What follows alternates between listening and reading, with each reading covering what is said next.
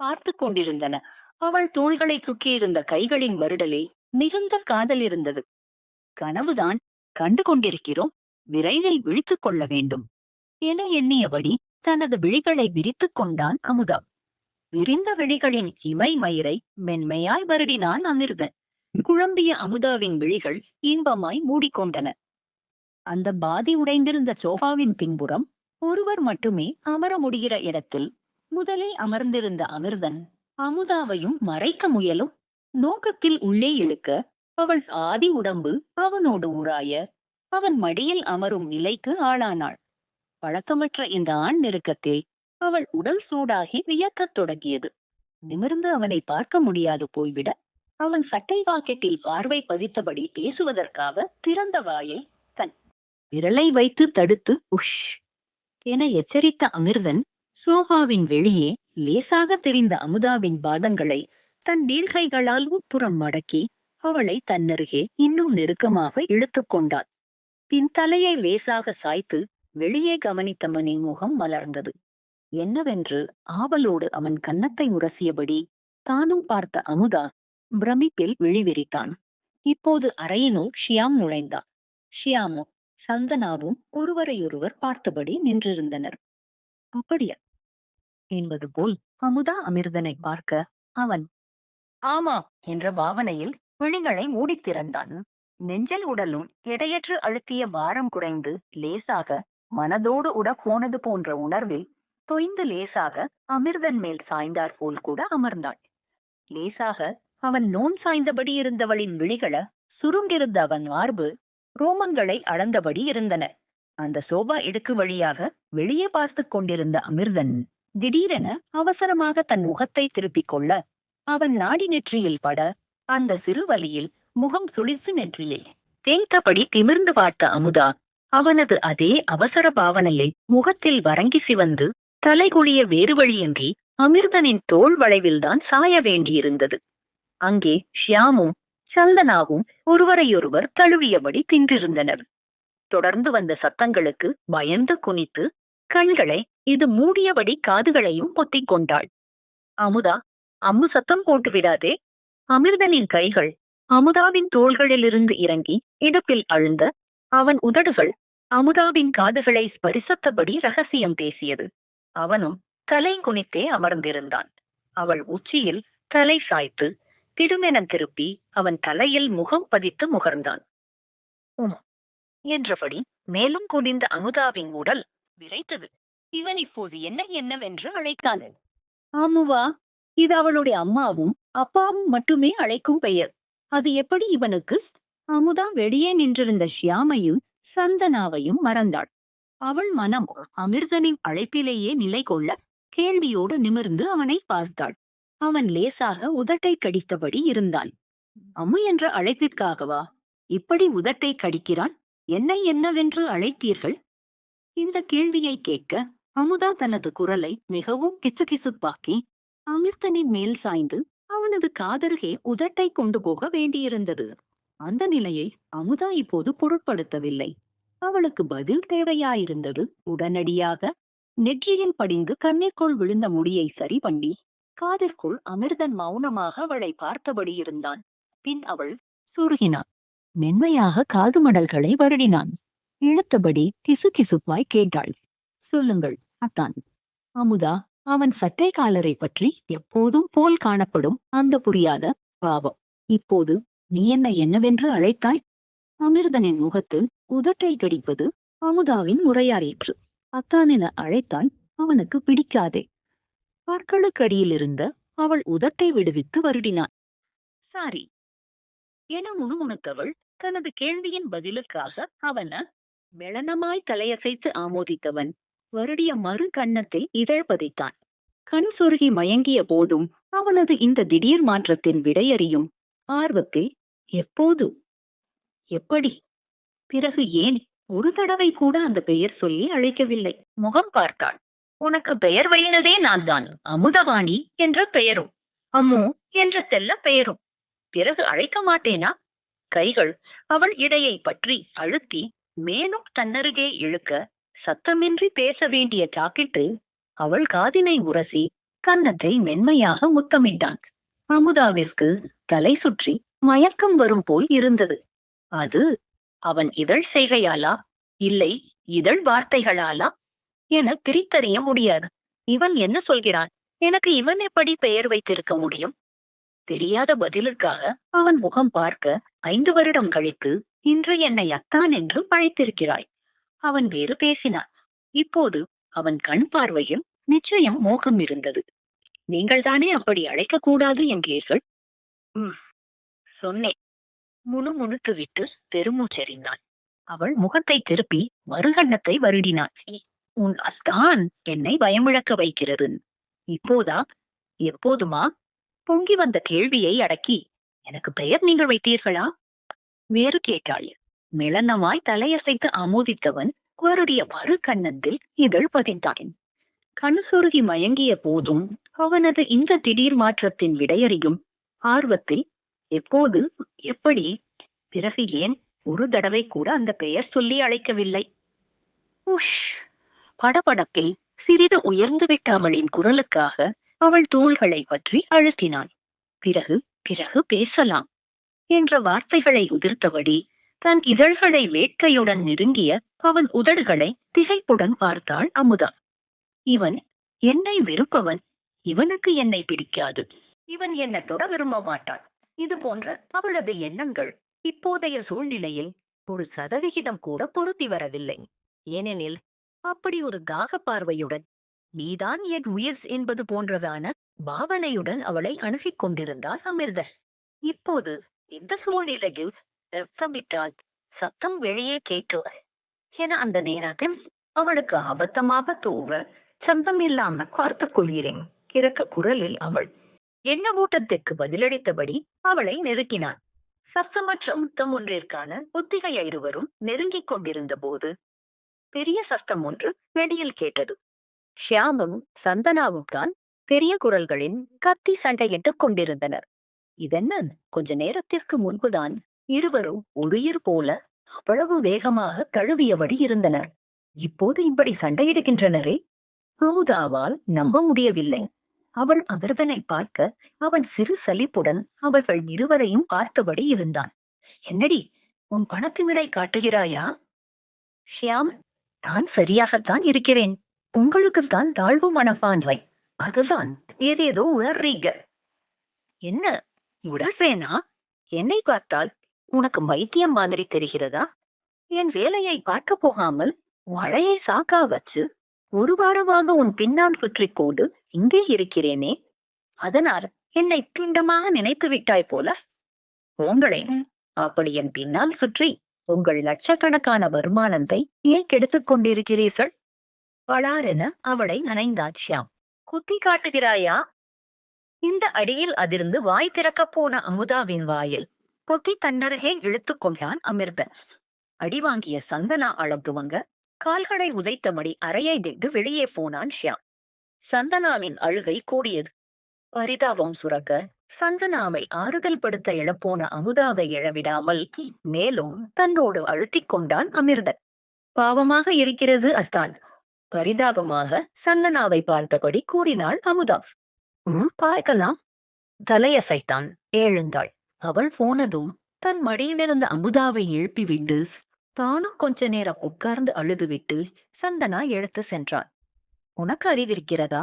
அவர்கள் இருவரும் தனிமையில் இருப்பதாக நினைத்துக் கொண்டிருக்கும் போது இடையில் போய் நின்றால் நன்றாகவாயிருக்கும். உன்னை பிடித்து வைப்பதற்குள் போதும் போதும் என்றாகிவிட்டது கத்தினான். இவ்வளவு நேரமாக அன்பும் ஆதரவுமான அவன் அணைப்பில் சுகம் கண்டிருந்த அமுதாவிற்கு தீர்ந்த கஷ்டத்தையும் கொஞ்சமும் பிடிக்கவில்லை. ஓ, இவனுக்கு என்னை தொட்டால் பிடிக்காதே. ஏதோ வேகத்தில் தொட்டுவிட்டு இப்போது அதை உணர்ந்து தொட நேர்ந்து விட்டதே என்றுதான் இந்த கத்து கத்துகிறான். ஆனால் சற்று முன் அப்படி தோணவில்லையே. அவன் அப்போது எவ்வளவு ஆசையாக அவனது அணைப்பில் தகித்த உடலை நொந்தபடி கலங்கிய கண்களை முகம் திருப்பி மறைத்தாள். என்ன நினைத்தாரோ? இவர்கள் விஷயம்தான் நேற்று இரவு உன்னிடம் பேச வந்தேன் என்றபோது அமிர்தனின் குரலில் வேகம் குறைந்திருந்தது. ஓ, என்ன பிரச்சனை இவர்களுக்கு? சாதி மதம் என்ற எந்த பிரச்சனையும் இவர்கள் காதலுக்கு இல்லையே. சந்தனா தம் கம்பெனியில் ஒரு பங்குதாரா. ஷியாம், சாதாரணமாக மாத சம்பளம் வாங்குபவன். அது தெரிந்துதானே சந்தனா அவரை காதலித்திருப்பான். அந்த பிரச்சனை சந்தனாவிற்கு இல்லை, அவன் அம்மாவிற்கு. சௌந்தர்யா அத்தைக்கு அவர்கள்தான் முழு மூச்சாங்க இவர்கள் திருமணத்தை எதிர்க்கிறார்கள். அம்மாவின் பேச்சுக்களை அடிக்கடி ஷியாமிடம் திருப்பி விடுகிறாள் சந்தனா. விளைவு இருவருக்கிடையிலும் அடிக்கடி சண்டை. இப்போது கூட அப்படி சண்டையிட்டு விட்டு பேசாமல் இருந்தவர்களை தனிமையில் இந்த அறையில் சந்திக்க வைக்க நான் ஏற்பாடு செய்தேன். இருவருக்கும் தனித்தனியாக இங்கே வரும்படி தகவல் சொல்லிவிட்டு வேறு யாரும் இங்கே இருக்கிறார்களா என பார்த்து விடுவோம் என வந்தால் இங்கே நீ இருக்கிறாள். ஓ, அம்மாவே சம்மதிக்கவில்லை என்றால் பாவம் சந்தனா. ஆனால் ஷியாம் மச்சான் சந்தனாவுடன் பேச ட்ரை பண்ணி கொண்டுதான் இருந்தார். நேற்று கூச்சிறு குழந்தைகளோடு விளையாட்டு என சொல்லி சந்தனாவை வர வைக்க முயற்சித்தார். ஆனால் அவள் வரவில்லை. இப்போது திரும்ப சண்டையிட்டு விட்டார்களே, நாம் என்ன செய்வது அத்தான்? விடை தெரியாமல் அவனிடம் கேட்டாள். சந்தனா பக்கமும் கொஞ்சம் நியாயம் இருக்கிறது அங்கு. ஷியாமும் கொஞ்சம் இறங்கி வர வேண்டும். உன்னை ஷியாமிடம் பேச வைக்கலாம் என்று எண்ணித்தான் நேற்று இரவு பேச வந்தேன். நீதான் சரி சரி, அதையே சொல்லாதீர்கள். இப்போது என்ன செய்ய வேண்டும்? எரிச்சல் அடைந்தாள் அமுதா. தான் கொஞ்சம் முதலீடு செய்து தொழில் ஆரம்பிக்க உதவுகிறேன். இந்த மாத சம்பள வேலையை விட்டுவிட்டு ஷியால் அதற்கு ஒப்புக்கொள்ள வேண்டும். அவள் ஏதோ சுய கௌரவம் தன்மானம் உணரிக் கொண்டிருக்கிறாள். தொழில் என்று ஒன்றிருந்தால் அத்தைவிடம் பேச இவ்வகுவாக இருக்கும். சந்தனாவிடம் பேசுகிறேன். அமிர்தன் வெளியேறினான். அவன் சென்ற பிறகுதான் தனக்குரிய விளக்கம் எதையுமே அளிக்காம அவன் சென்றது அமுதாவிற்கு நினைவு வந்தது. அவனது அம்மு என்ற அழைப்பு அவனன் தேன்தொழிகளாய் சிதறி கிடந்தது. அந்த ஆல்பம் மீண்டும் கண்ணில் பட ஏனோ தனது கேள்விகளுக்கு அதில் பதில் இருப்பதாக தோன்றிவிட அந்த ஆல்பத்தை எடுத்துக்கொண்டு வெளியேறினாள் அமுதா. ஒதுக்கிவிடலாம் என நினைக்கின்ற பூனில் எல்லாம் கனகச்சிதமாக பதிந்து விடுகிறான். கருப்பு வெள்ளை புகைப்படமாய் அந்த கருப்பு வெள்ளை ஆல்பத்தில் பெரிய விவரங்கள் எதுவும் அமுதாவிற்கு கிடைக்கவில்லை. அந்த குடும்பத்து உறுப்பினர்கள் அனைவரின் இள வயது போட்டோக்களும் அதில் இருந்தன. தாத்தா, பாட்டி, அத்தை, மாமான், சித்தி, ஏன் அமிர்தன் கூட சிறு வயது பையனாக இருந்தான். ஆனால் ஆல்பத்தின் நிறைய இடங்களை பிடித்திருந்தது அவளது அன்னை கலைவாணி. பாவாடை சட்டை, தாவணி, சேலை, ஒரே ஒரு புகைப்படத்தில் சுடிதார் கூட விதவிதமான போஸ்களில் குடும்ப உறுப்பினர்கள் அனைவருடனும் இருந்தாள். இதனால்தான் அந்த ஆல்பம் பழைய சாமான்கள் கரைக்கு போய்விட்டது போதும். நிறைய போன்றோக்களில் கலைவாணியுடன் அமிர்தலும் இருந்தாள். அவள் அன்னை அவனை மிகவும் ஆண்டையுடன் அணைத்துக் கொண்டிருந்தாள். மிகவும் ஒல்லியாக குட்டியாக அமிர்தனை பார்த்ததும், இதோ இந்த சிறு பையன்தானா இப்போது மண்ணாந்து பார்க்கும் அளவு உயரமாகவே ஆளுமையாகவும் கம்பீரமாகவும் நிற்கிறான் என அமுதாவிற்கு ஆச்சரியமாக இருந்தன. சற்று நேரம் முந்தைய அவனது இறுக்கமான அணைப்பு அவளுள் வெப்ப விதைகளை விதைக்க கொட்டும் மழைக்கு எதிராக தேகம் சூடேறியது. மிகுந்த காதலுடன் கணவனின் சிறு வயது புகைப்படத்தை அவன் முகவடிவை தன் விரல்களால் வரைந்து பார்த்தான். அதற்குள் சாருவதா அழைக்கும் குரல் கேட்டு ஆபத்தை வைத்துவிட்டு கீழே இறங்கினாள். ஏன் அத்தை, என் அம்மாவை உங்களுக்கு பிடிக்காத லாருலதாவிடம் மெல்ல கேட்க அவள் இவனை நிமிர்ந்து பார்த்துவிட்டு தலை குனிந்து கொண்டாள். இப்போது எதற்கு இந்த பேச்சில்? இது ஆல்பம் பழைய சாமான் அறையில் கிடைத்தது. அதில் போட்டோ நிறைய இருந்தது. நீங்களும் அம்மாவும் சேர்ந்திருக்கும் போட்டோ கூட இருந்ததே. 2 பேரும் ரொம்ப சந்தோஷமாக தோளை அணைத்தபடி நின்றிருந்தீர்கள். பிறகு ஏன் உங்களுக்கு அம்மாவை பிடிக்காமல் போனது? உன் அம்மாவை பிடிக்காது என்று யார் சொன்னது? அவள் எனக்கு நல்ல தோழி. அமிர்துக்கு உன் அம்மாதான் ரொம்ப பேவரேட் தெரியுமா? வறண்ட குரலில் இதனை கூறினாள் சாருலதா. பிறகு எப்படி அத்தை அம்மாவை உங்களால் ஒதுக்க முடிகிறது? மனசுக்கு பிடித்தவரோடு அம்மா போனது தப்பா? மனதுக்கு பிடித்தவனோடு போவதற்காக இங்கே எத்தனை இதயங்களை நொறுக்கிவிட்டு போனாள் தெரியுமா உன் அம்மா? வெறும்பை கொட்டினாள் சாருலதா. காதல் என்றாலே எல்லோர் வீட்டிலும் எதிர்ப்புதானே. ஆனால் எல்லா இடங்களிலும் கொஞ்ச நாட்களில் சரியா விடுந்தானே. இங்கே நம் வீட்டில் மட்டும் ஏன் அந்தை இப்படி இன்னமும் எல்லோரும் அம்மாவை வெறுக்கிறீர்கள்? அந்தோடு சேர்த்து என்னையும். அமுதாவின் தொட்டையடைந்து குரல் கம்மியது. உன் அம்மா செய்த வேலை அப்படி. அதை விடு. இந்த வீட்டில் யாரும் உன்னை வெறுக்கவில்லை. நான் கூட முதலில் உன்னை யாருக்கும் பிடிக்காது என்று நினைத்ததால் அமிர்துக்கு உன்னை திருமணம் செய்விப்பதில் தயக்கம் காட்டினேன். வெறுப்புக்கிடையிலேயே இருந்து வாடுவதை விட வேறு நல்ல குடும்பத்திற்கு நீ திருமணமாகி சென்று விட்டால் நல்லதே என்றுதான் நானும் நினைத்தேன். எனது இடஞ்சிறந்த தோழியின் மகள் வாடுவதில் எனக்கு மட்டும் சந்தோஷமா என்ன? சாருலதா பாசமாக அமுதாவின் தலையை வருட அவள் பிரமித்தாள். நிஜமாகவா அத்தை? இந்த வீட்டில் எல்லோருக்கும் என்னை பிடிக்குமா? அமுதா, உன் தாத்தாவும் பாட்டியும் ரொம்பவும் கண்டிப்புடன். அதிலும் கண்டிப்புதான். இவ்வளவு பணத்தையும் சொத்தையும் அதை காப்பாற்றும் பண விஷயத்தில் ரொம்பவே. அதில் தப்பெதுவும் கிடையாது. அந்த திறனையும் அவர்களுக்கு கொடுத்தது. உன் பாட்டியின் சாமர்த்தியத்தில் பாதி கூட எனக்கு கிடையாது. உன் தாத்தாவின் சாமர்த்தியத்தில் காய்வால் கூட உன் மாமாவிற்கு அமிர்தவின் அப்பாவிற்கு கிடையாது. அதனால் உன் தாத்தா பாட்டிக்கு எங்கள் இருவரையும் பிடிக்காமல் போனது. எங்கள் இருவருக்கும் உன் தாத்தா பாட்டிக்கும் இடையே அடிக்கடி வரும் சண்டைக்கு தூது போவதும் அம்மாதான். ஏதாவது வேடிக்கை பேசி எப்படியாவது எல்லோரையும் சிரிக்க வைத்து விடுவாள். அவள் இந்த வீட்டில் இருந்தவரை எல்லாமே நல்லபடியாகத்தான் நடந்தது. பிறகு அவள் போனதும் அந்த துக்கம் தாங்காமல் கலக்கி போயிருந்தனர் உன் தாத்தாவும் பாட்டியும். வீட்டு பொறுப்புகளை மருமகளிடம் ஒப்படைத்து அக்கடல் என் அமரலாம் என்ற பாட்டியின் கணிப்பும் தொழில் பொறுப்புகளை மகனிடம் ஒப்படைத்து ஓய்வெடுக்கலாம் என்ற உன் தாத்தாவின் நினைப்பும் பொய்த்ததில் அவர்கள் மிகவும் வருந்தினார்கள். ஒரே வாரத்தில் எங்கள் இருவருக்கும் அந்த திறன் இல்லை என கண்டுகொண்டனர். ஆனால் தாத்தாவின் குணம் அப்படியே பேரனுக்கு வந்ததில் அவருக்கு மிகுந்த சந்தோஷம். தொழிலுக்கென்று சிறு வயது முதலே அவனுக்கு பயிற்சி கொடுத்து அவரும் சேதுராமன் சித்தப்பாவும் அவனை அருகிலேயே வைத்துக் கொண்டனர். அவனும் அவர்கள் கனவை நிறைவேற்றி தொழிலை பல மடங்கு பெருக்கினான். ஓரளவு நம் குடும்பம் தேறி வந்த போதுதான் உன் பெற்றோரின் மான செய்தி மீண்டும் வீடே ஆடியது. உன் தாத்தா பாட்டி சேதுராமன் சித்தப்பா மட்டுமே அங்கே வந்தனர். திரும்ப வரும்போது உன்னையும் அழைத்துக் கொண்டு வந்தனர். இந்த இடத்தில் பேச்சை நிறுத்திய சாருவதாமில்ல அமுதாவின் தலையை வருடினாள். நீ முதலாக இந்த வீட்டினுள் நுழைந்த நேரம் அதிகாலை 6 மணி. நான் அப்போதுதான் பூஜை அறையை விளக்கேற்றி வைத்துவிட்டு அஷ்டலட்சுமியின் அருள் வேண்டும் என்று வேண்டி ஸ்தோத்திரம் சொல்லிவிட்டு வந்தேன். நீ மருண்ட பார்வையுடன் ஒரு குட்டி தேவதை போல் நடுவீட்டில் நின்று கொண்டிருந்தான். எனக்கென்னவோ நான் விளக்கேற்றி வேண்டிய நேரம் அந்த லட்சுமியே எங்கள் வீட்டிற்குள் வந்து விட்டாளோ என்றுதான் தோன்றியது. சாருலதாவின் இந்த வெளிப்படையான புகழ்ச்சியில் கூச்சப்பட்ட அமுதா, போதுமத்தை, எதையாவது கூறாதீர்கள் என்றாள். நிஜம்தான்மா, இந்த வீட்டில் எல்லோருக்கும் நீ மகாலட்சுமி.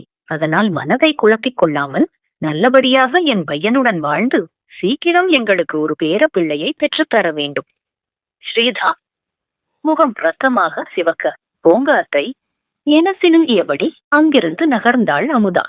இந்த நிகழ்வில் அவளுக்கு அத்தையிடம் இன்னமும் கேட்டு வாங்க வேண்டிய தன் வாழ்க்கை விவரங்கள் மறந்து போனது. உல்லாச மனம் உடனடியாக கணவனை தேடி ஓடிப்போனது. அமிர்தனுக்கு குழந்தை பெற்றுத் தர வேண்டுமா? நினைவே அவளுள் இன்ப ஊற்றுக்களை தீரிடச் செய்தது. கூடவே அவனது அணைப்பும் நினைவு வர உடல் சிலிர்க்க கண் மயங்கினாள். அப்போது எவ்வளவு ஆசையாக அருகில் வந்தாள். மின்னிய அவன் கண்களின் ஒளிஸ் இன்னமும் இவள் உடலோடு படிந்து கிடந்தது. ஏ, என்னை எதிரே வருகிற ஆள் கூட தெரியாமல் கனவிலேயே மிதந்து கொண்டு வருகிறாய்.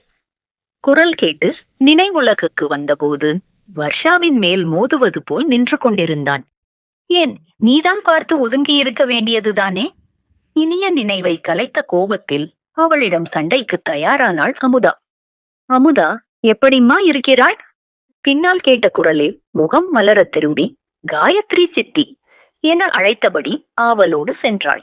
இவளுக்கு தராதரமே தெரியாது.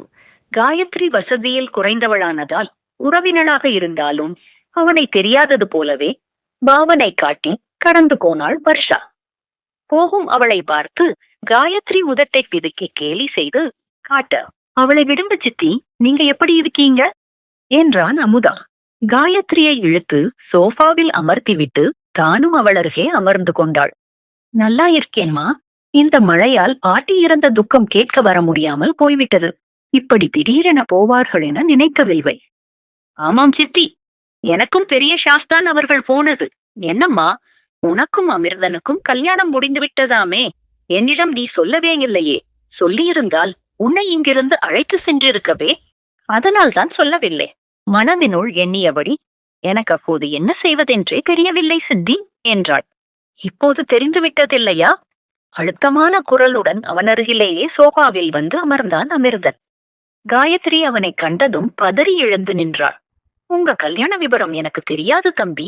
தெரிந்திருந்தால். அவன்தான் சின்ன பெண், அறிவில்லாமல் வீட்டை விட்டு வெளியேறினான் என்றால் நீங்கள் பெரியவர்கள் ஒத்தி கூடி நிறுத்தியிருக்க வேண்டாமா? அமிர்தன் குரலில் கோபம் குறையவில்லை. தப்புத்தான். தலை குனிந்து நின்ற காயத்ரியை பார்த்து அமுதாவிற்கு பரிதாபம் வந்தது. எனக்காக பாவம், இவர்கள் ஏன் தலை குனிய வேண்டும்?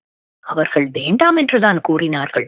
நான் தான் என ஆரம்பித்தவனின் கைகளை அழுந்த பற்றியவன், வாயை மூடிக்கொண்டு சும்மா இரு, தாழ்ந்த குரலில் உருமினான். அவன் பிடியில் கைகள் நகங்கி வலிக்க துவங்கின. பற்களை கடித்து பொறுத்து கொண்டாள். தாத்தாவை பார்த்துவிட்டு சாப்பிட்டு விட்டு கிளம்புங்கள் உத்தரவு போல கூறினான். தலை குனிந்து போகும் காயத்ரியை குற்ற உணர்ச்சியுடன் பார்த்துவிட்டு, என் மேல்தான் சவரென்று கூறுகிறேனே, அவர்களை ஏன் வருத்தெடுக்கிறீர்கள்? கோபமாக கேட்டாள். சிவந்து விட்ட அவள் கைகளை தூக்கி கீழே போட்டவன், சண்டை போடுவதென்றால் இத்தனை பேர் நடமாடும் நடுவீட்டில் வைத்து வேண்டாம். நம் ரூமிற்கு போய்விடலாம், வா. எழுந்தாள். மக்கும் நம் ரூமாம்? அது எங்கே இருக்கிறது? இந்த வீட்டில் எனக்கென அறை இருக்கிறதா என்ன? இவன் அத்தை மகளுக்கும் மாமன் மகளுக்கும் காது போக என்னை கூப்பிடுவாள். அதற்கு நான் போகத்தா? அவன் நகராமல் அமர்ந்திருப்பதை பார்த்து, உன்னிடம் பேச வேண்டும், மேலே வா என்றான் மீண்டும். சோஃபாவில் சம்மணமிட்டு சட்டமாக அமர்ந்து கொண்டாள். பெருமூச்சுடன் அறிவில்லாதவளிடம், உங்களுக்கு என்ன பேச்சு? நான் வரவில்லை. அவளை பார்த்துவிட்டு போய்விட்டான் அமிர்தன். அப்பா, அத்தானுக்கு எவ்வளவு கோபம் வருகிறது? கொஞ்ச நாய் கூறியபடி சிவந்திருந்த அவள் கைகளை எடுத்து பார்த்தான் வர்ஷா. அப்படியே இடது கையால் அவளை அறையலாமா என தோன்றிய உணர்ச்சியை பல்லை கடித்து அடக்கினாள். சைட், என்ன வீடு இது? நினைத்ததை பேசக்கூட சுதந்திரமில்லாமல் 24 மணி நேரமும் கண்காணிப்பிலேயே இருந்து கொண்டு வர்ஷினியை முறைத்தபடி கைகளை உருவிக்கொண்டு எழுந்து போனாள். இரவு உணவு முடிந்ததும் கொட்டும் மழையை பார்த்தபடி வராண்டா படிகளில் அமர்ந்து கொண்டு, இருக்கட்டும், ஷியாமிடம் பேசு, சந்தனாவிடம் பேசு என்று என்னிடம் வரட்டும். அப்போது இவனை பார்த்துக் கொள்கிறேன். சுடிதார் சாலின் நுனியை விரல்களால் பிரித்து நூலை உருவி போட்டுக் கொண்டிருந்தாள். அவளது கைகளை பிரித்து சாலினை விடுவித்துவிட்டு, யார் மேல் உள்ள கோபத்திற்கு பாவம் அதை போட்டு கிழித்துக் கொண்டிருக்கிறாய்? கேலியாக கேட்டபடி அருகே அமர்ந்த அமிர்தனை முறைத்தாள். அப்பா, விழித்தே விழுங்கி விடுவாய் போலவே இந்த முறைப்பையெல்லாம் நாம் தனியாக இருக்கும்போது என்னிடம் மட்டும் வைத்துக்கொள். 4 பேர் இருக்கும் இடத்தில் வேண்டாம். இந்த சட்ட திட்டமெல்லாம் எனக்கு மட்டும்தானோ? உங்களுக்கு கிடையாதோ? நீங்கள் மட்டும் என்ன வேண்டுமானாலும் செய்யலாம், பேசலாமா? கேட்டவளின் கைகள் சற்று முன் அவனால் நசுக்கப்பட்ட தனது கைகளில் மணிக்கட்டை வருடியது. அந்த கரங்களை தனது கையில் எடுத்து பார்த்தவன் மெல்ல வருடியபடி, அப்படி நான் என்ன செய்தேன் என்றான். நசுங்கிய கைகளை வருடினாலும் அவனது மயக்கு பார்வை மதியம் நடந்த அணைப்பை நினைவுபடுத்த முகம் சிவக்க தலை குனிந்தாள் அமுதா. பேசாமோ? ஏன் மௌனமாகிவிட்டாய் என அவனை சீண்டியவன் அவன் புறம் குனிந்து, என்ன செய்தேன் என்று அதற்குள்ளாகவா மறந்துவிட்டது என கிசுகிசுத்தான். பதில் சொல்லும் வகையற்று தலை குனிக்க அமர்ந்திருந்தவளை சிறிது நேரம் வேடிக்கை பார்த்தான். பிறகு எழுந்தான். தாத்தாவை பார்க்க போகிறேன், நீ முதலில் நம் ரூமுக்கு போ, உன்னிடம் பேச வேண்டும் எழுத்தான். அவன் அருகாமை விலகியதுமே நடப்பு நிலைக்கு வந்த அமுதா. அப்படி என்ன, இவன் சொல்வதையெல்லாம் நான் செய்வேன் என்று? அவ்வளவு நிச்சயம். செய்யும் வேலை முழுவதும் வில்லத்தனம். நசுக்கி பிடித்த பிடியில் வலித்த தன் கையை தடவிக்கொண்டாள். ஷியாம், மச்சானிடம் நான் பேச மாட்டேன் பட்டென கூறினாள்.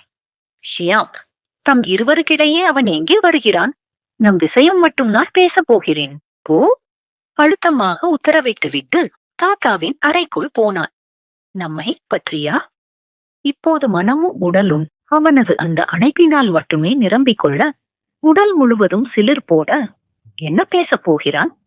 அமுதாவின் உள்ளம் ஏதோ எதிர்பார்ப்பில் துடிக்கத் தொடங்கியது. என்ன என்ன விஷயம் ஆவலோடு கேட்டபடி அருகே வந்தமர்ந்தாள் வர்ஷா.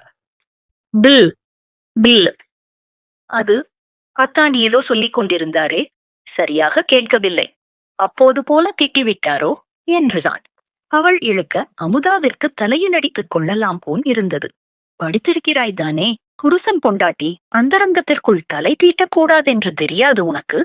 நீ எல்லாம் ஒரு ஜென்மம் என்பது போல் அவனை பார்த்துவிட்டு மாடி ஏறினாள். தாத்தாவின் அறையை தாண்டும் போது ஏதோ வித்தியாசமாக உடுத்த நின்று மெல்ல உள்ளே எட்டி பார்த்தாள். தாத்தா கட்டிலில் மிகவும் சோர்வாக சாய்ந்து அமர்ந்து இருந்தார். எதிரே அமிர்தன் அமர்ந்து இருந்தாள். இவ்வளவு சோர்வாக தாத்தாவை அவள் பார்த்ததில்லை. எப்போதும் சிங்கம் போல் தலை நிமிர்ந்து நடந்தபடி உருமலான அனைவரிடமும் பேசித்தான் பார்த்து இருக்கிறாள். இது போன்ற தளர்ந்தலான குரலில் ஆறுதல் படுத்த வேண்டுமென தோன்றிவிட தன்னை அறியாமல் உள்ளே எட்டெடுத்து வைத்தான்.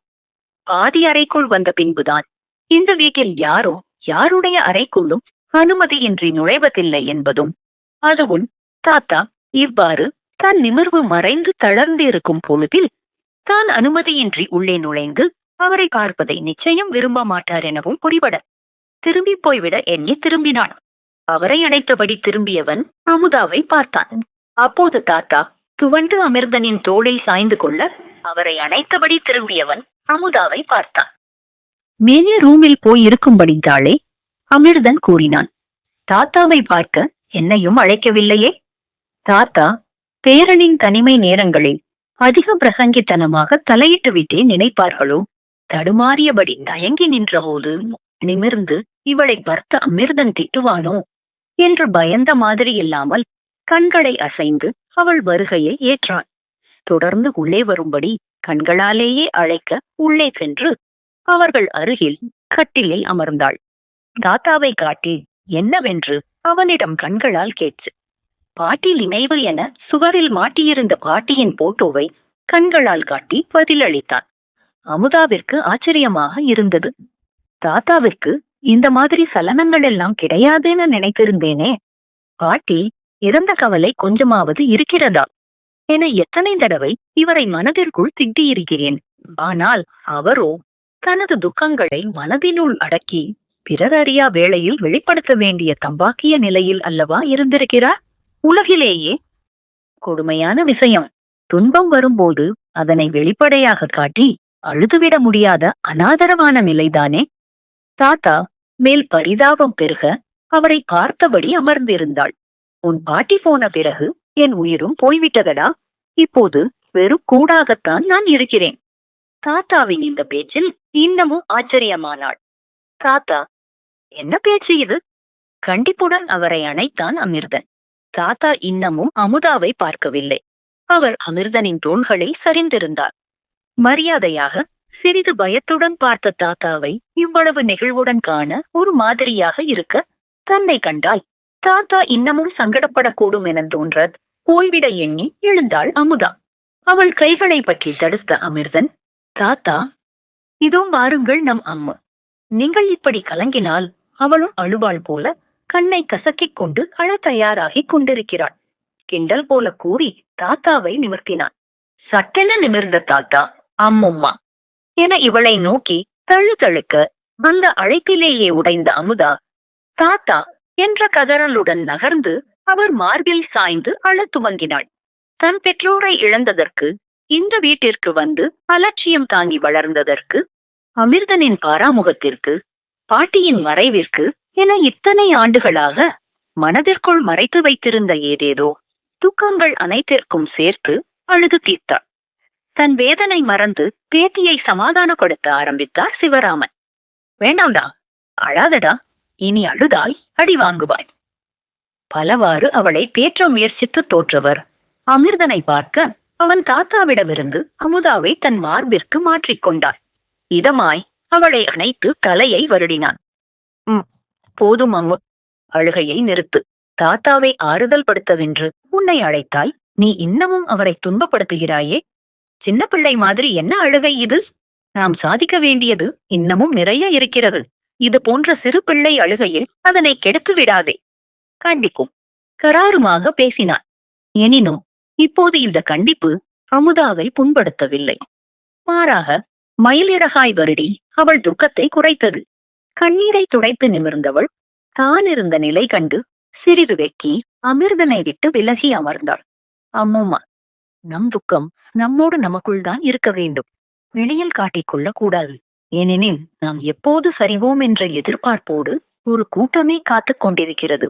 நம் பலவீனத்தை அவர்களுக்கு காட்டிக்கொள்ளக் கூடாது. சரியா?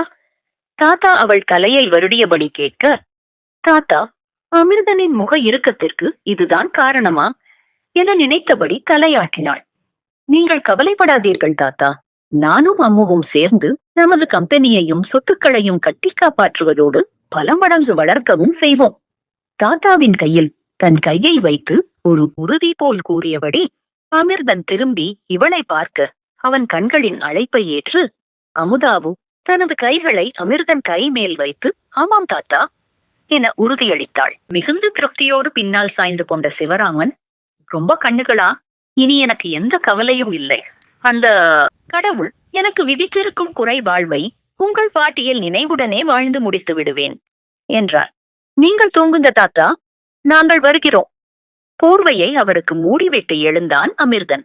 அமுதாவும் அவனோடு வெளியேறினாள்.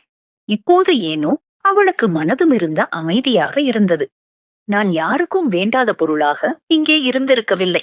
அதுதான் எனக்கு மிகுந்த நிறைவை தருகிறது. தங்கள் அறைக்குள் நுழைந்ததும் அமிர்தனிடம் கூறினாள், யாருக்கும் எப்போதும் நீ வேண்டாதவளாக இருந்ததில்லை.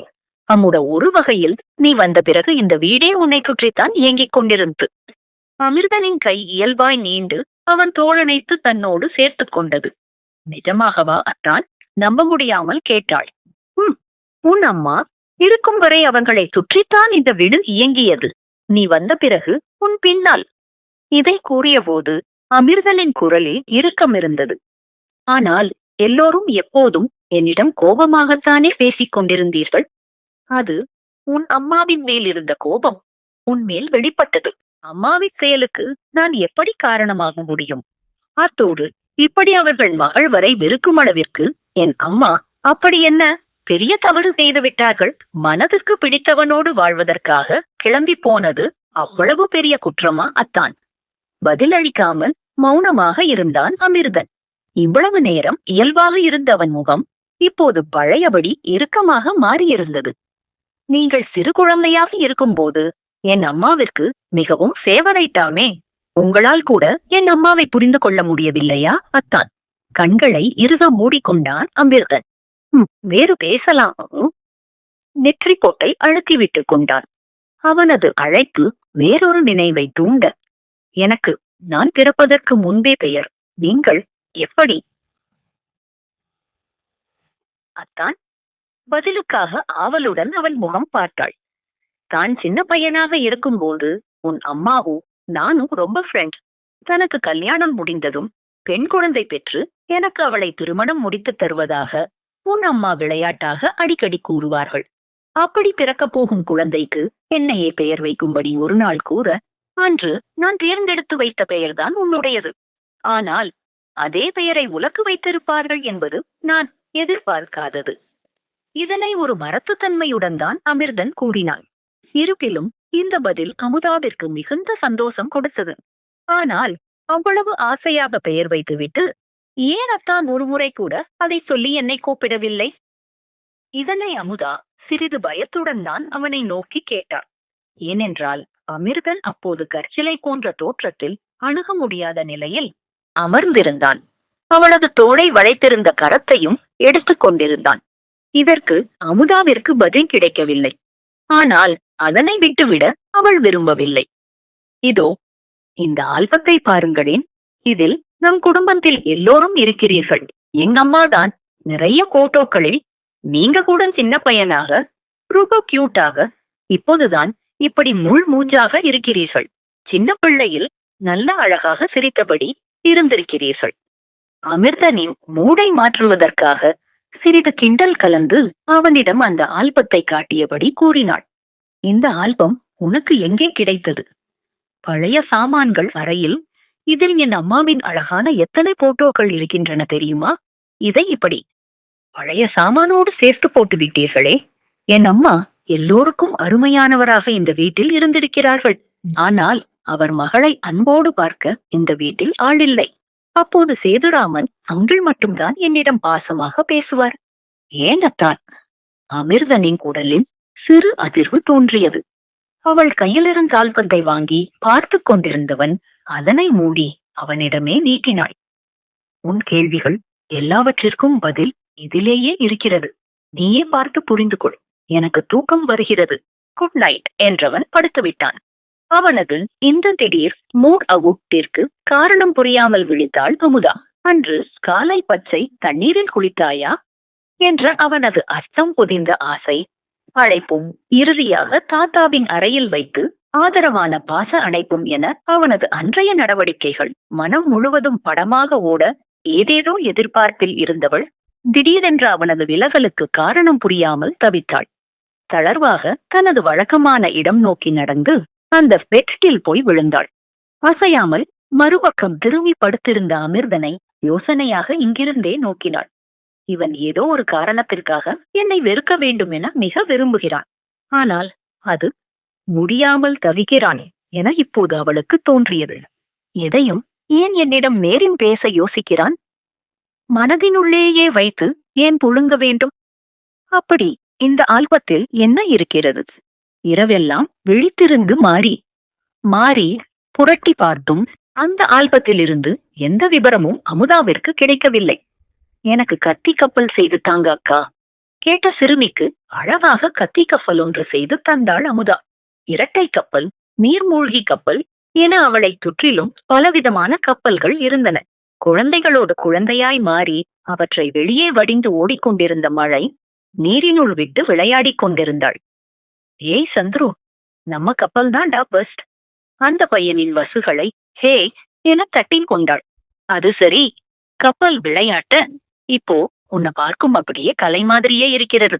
அவள் இப்படித்தான் எப்போதும் சின்ன பசங்களை கூட்டி வைத்து கூட்டடித்துக் கொண்டிருப்பாள். அவளும் அமிர்தனும் சேர்ந்து வீட்டையே இரண்டாக்கிக் கொண்டு இருப்பார்கள். வீட்டில் எத்தனை வேலை இருக்கிறது, அதை விட்டுவிட்டு இங்கே கப்பல் விட்டுக் கொண்டிருக்கிறாயே. சாருலதா கோபம் போல காட்டிக்கொள்ள முயன்றபடி கூறினான். ஐ, அப்போது அம்மாவும் என்னை போலத்தானா அத்தை? அப்போதெல்லாம் அம்மாவோடு சேர்ந்து நன்றாக விளையாண்டு விட்டு இப்போது சிறு பிள்ளை போல் விளையாடாதே என்று என்னை மட்டும் உங்கள் பிள்ளை திட்டிக் கொண்டே இருக்கிறார் தெரியுமா?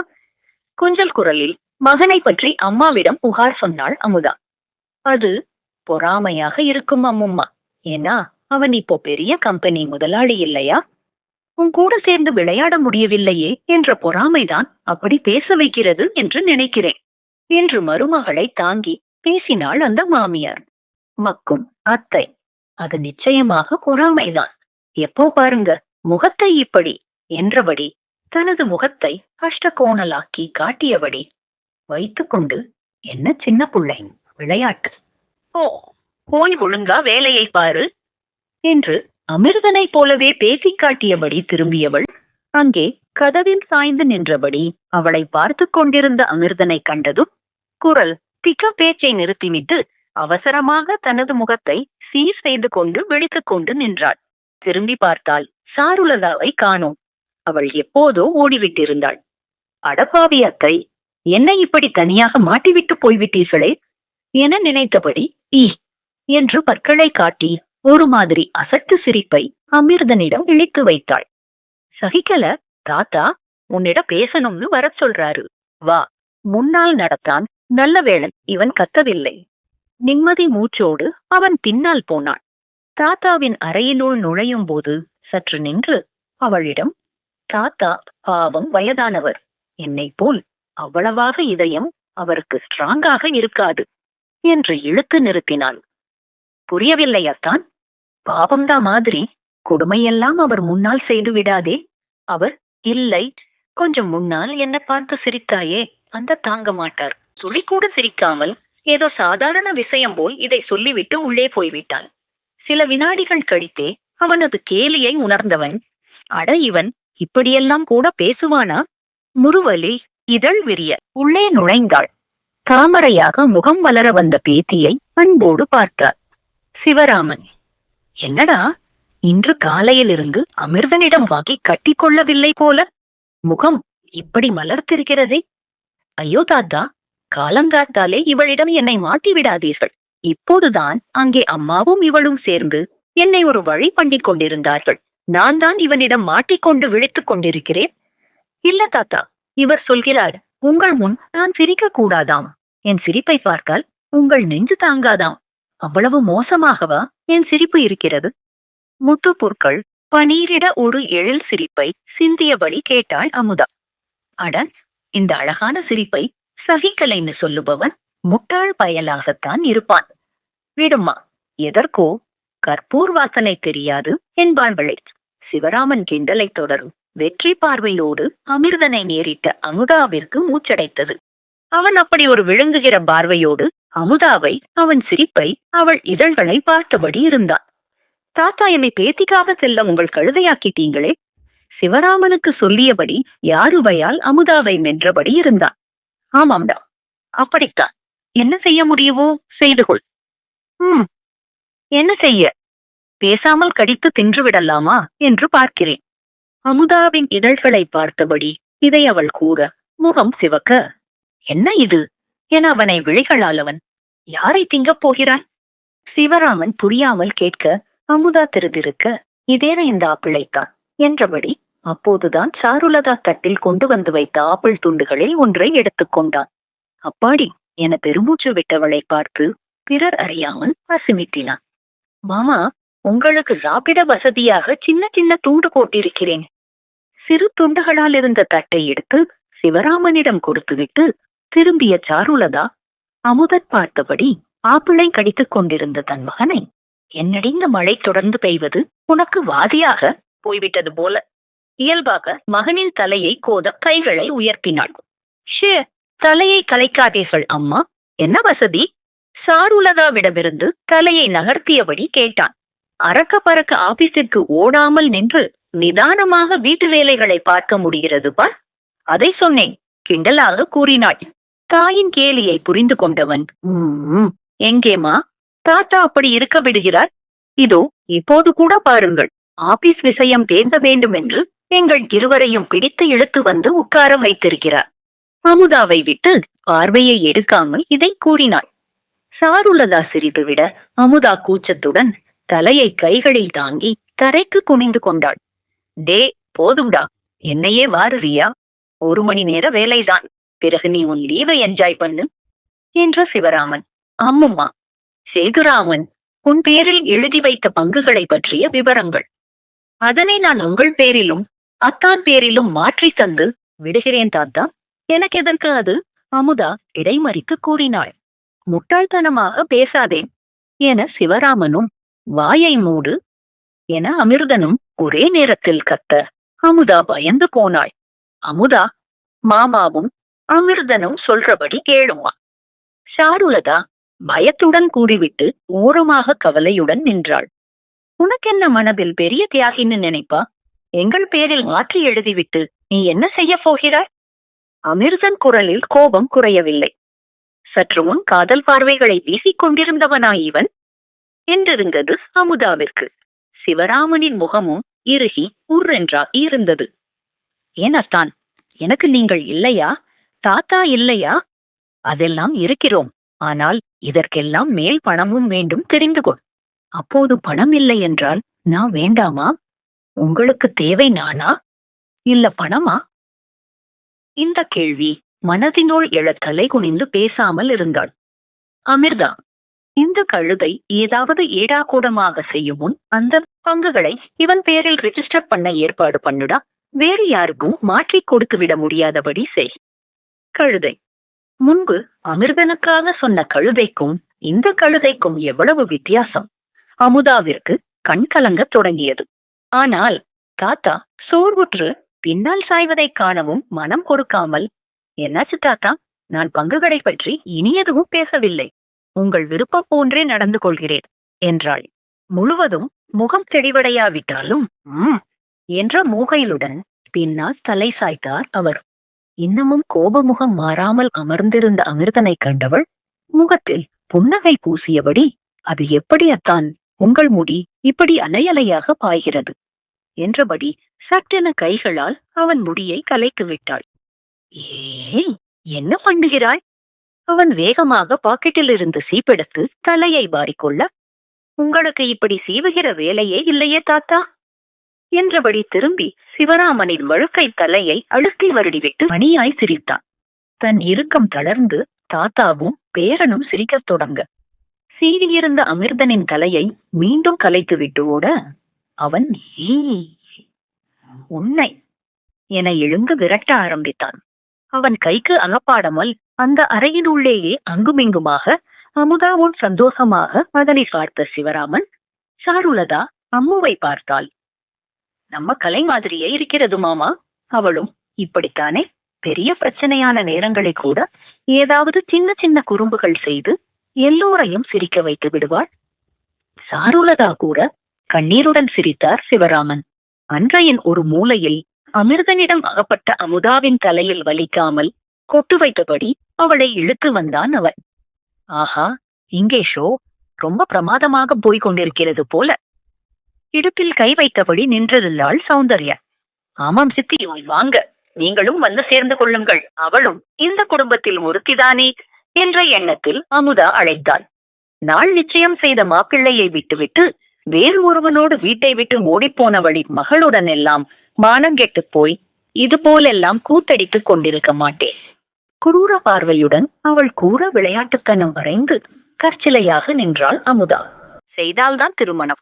இப்போது இவள் அம்மாவை போல் இவளும் திருட்டு கல்யாணம் தான் செய்திருக்கிறாள் என்பேன் நான். எதிரில் வந்து நின்றவள், சொல்லுங்க, எங்க அம்மா என்ன செய்தார்கள்? போதும் சித்தி. இப்போது கத்தியது அமுதா. வேகமாக அம்மு, அதை நான் பிறகு பேசலாம் என்று அணைக்கும் நோக்கத்தில் அருகே வந்த அமிர்தனை கை நிறுத்திவிட்டு, நீங்க சொல்லுங்க சித்தி என்றாள். உன் அம்மாவை சேதுராமன் மாமாவிற்குத்தான் மனம் சிறு வயதிலிருந்தே பேசி வைத்திருந்தார்கள். ஆனால் எங்களையெல்லாம் ஒற்றிவிட்டு எங்களிடம் மேலை யார்க்கும் கதாங்களுடன் ஓடிப்போய்விட்டாள். பாவம், சேதுராமன் மறக்க முடியாமல் கடைசி வரை கல்யாணம் முடிக்காமல் செத்து போனார். எல்லாவற்றையும் கொட்டி சுவிழ்த்தாள். அமுதாவிற்கு இப்போது எல்லாம் புரிந்தது.